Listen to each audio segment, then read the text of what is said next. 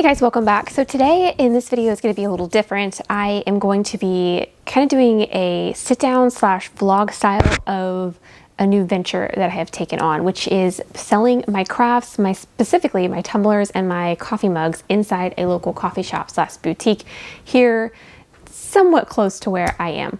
So I am going to kind of go over how that kind of came about, and then also kind of just walking you through kind of like my process, showing you how I'm doing it, what I'm making, how I'm getting it set up for retail, if you will, and then also just showing you my space. So I am super pumped, super excited about this and excited to share it with you guys, and I hope you guys like it as much as I do. So let's go ahead and just jump right into how this all began. Okay, so this all began just really recently, actually. And if you'll remember, a while back though, I had posted a video about how I sold my coffee mugs and other items on Etsy and how it just was really draining, to say the least, profit-wise, because I just took such a share. And I recently sat down and did the numbers for my December sales, and it was truly heartbreaking. Like, it had me in tears to look at exactly how much I had made, how much Etsy had taken away, and how much work I had put in, and just the sheer amount of competition and knowing that I can't really raise my prices anymore because otherwise I'm completely uncompetitive. So I just did not know where to go. I didn't know where to sell my products, but knowing that I did want to do something. So I was thinking about maybe opening my own website, doing something like that, and just really toying around with different ideas and praying about it truly, and just where the Lord would lead me. And one day I went to this local coffee shop down the road, and this lady in there was the owner, and she was incredibly kind. And as I was paying for one of the items, she asked me if I happened to know anybody in the area that created things. And my friend was quick to point out that, hey, I do. So after talking with the lady, turns out she had an open spot in her boutique. Just felt like such a God thing, the way everything just kind of fell into place. And people say that God will open doors. I just felt like God was throwing this door wide open. And it just happened to work out that within a week, I would be able to move my items into the shop and just kind of get going with that. And so the way it works, and I'll kind of break it down with the way that this boutique and slash coffee shop is working compared to Etsy. And then I will walk you through, and we'll kind of make some mugs as I go through making it up, making my mugs, my tumblers, and then setting up my display. So with this particular boutique slash coffee shop, it's half a coffee shop, half a boutique. And they have different vendors inside of it that all sell their stuff there. And what they do is you basically have your spot, you pay your rent for your little spot inside the store, and then any of your sales, they take 10% of it. And I thought that sounded like a phenomenal idea. And I'll kind of break down the cost differences so that you can kind of see what the difference is between what I'm coming from with Etsy and what I'm going towards with this. So on Etsy, as it stands right now for me, they are taking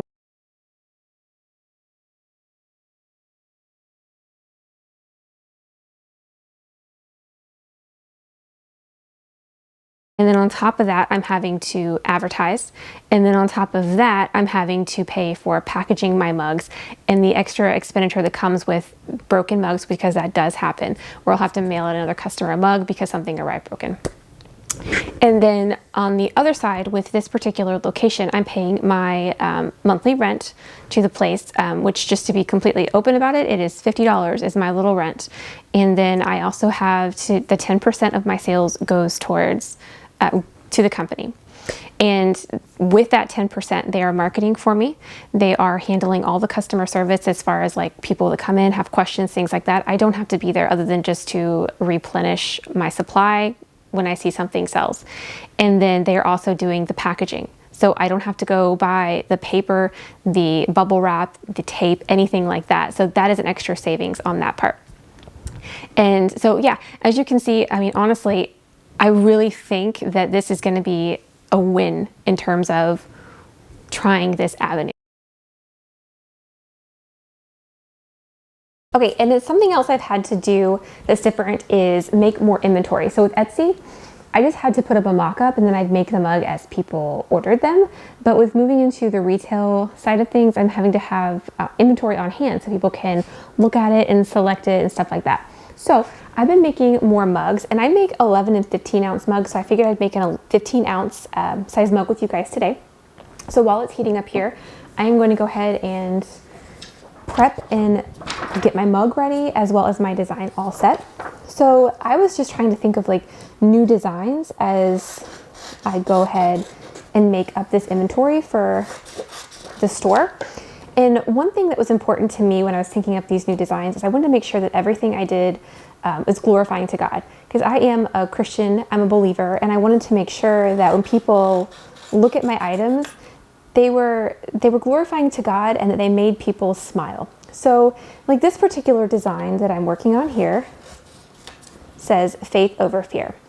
And not everything has like a Bible verse or something on it. Some are just funny. Like I have one that I'm working on it's a picture of a flamingo, and I'll put it up here on the screen, and it says, "Don't make me put my foot down," a flamingo standing on one leg.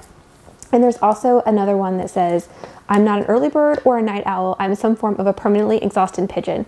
And those just made me laugh. So that was my goal with going into thinking about inventory and what I wanted to have on hand. Here we go. I'm just going to go ahead and put my image onto my mug. And I use a Sawgrass SG, actually mine's SG 400, but the SG 500 is the newer one out. So I'll link that down below because that's everything I'm using for sublimation. And this is the Heat Press Nation mug press, which I just did a video on that. I'll link it up above in case you're interested. Now that everything looks good, I will go ahead and slide it on in.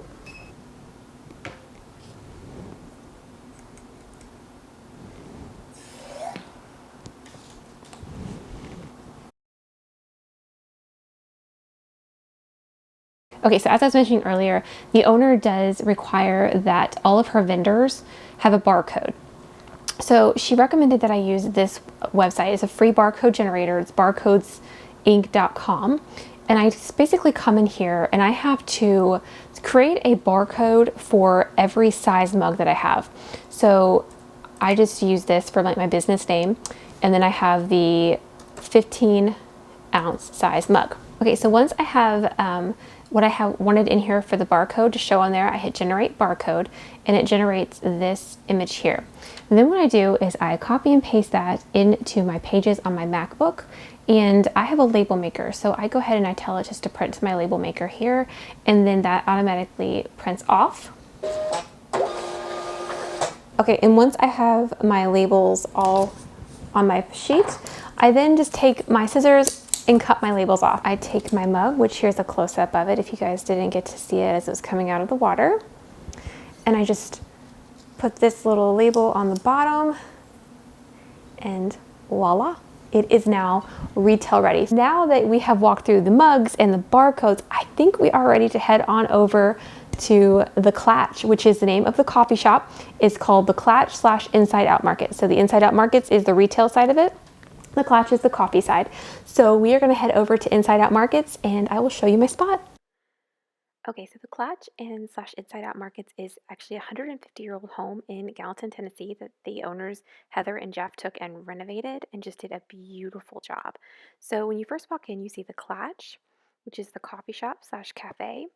And they do have a seating area, but I didn't film that just for the sake of people's privacy. But as you can see, it's just a really cool area. And you can come into the other side of the house, which is here is the shops. And it literally has a little bit of everything. You have everything from jewelry to paintings to books by local authors to home decor. It is truly a really cool little place. So then when you come to the back of the house, there is a second floor that you see here. And all of these are just separate individual vendors that do different things and different style art. So when you come up the hallway here, you see a bunch of really cool hand done pictures that I absolutely love. And once you get to the top of the stairs, you enter into the room where I am. So you can walk straight in, and then right to the right is my bookshelf, as you can see here. I'm still in the process of setting it up, but hey, if you guys have any ideas on how to really make it pop, please leave them in the comments below. I am open to ideas, that is for sure. But you can see what I have and what I'm working on here.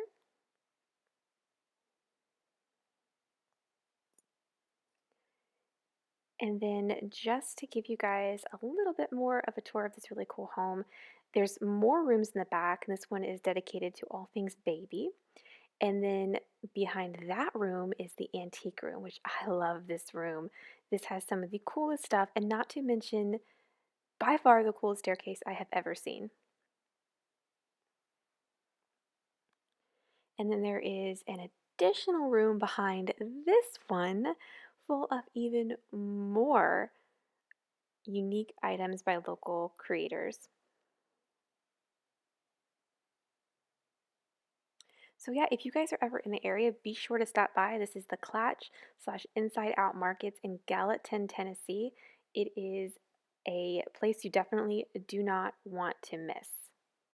Please be sure to give this video a thumbs up, and if you like it, please let me know in the comments if you'd like to see more videos like this. Thanks for watching.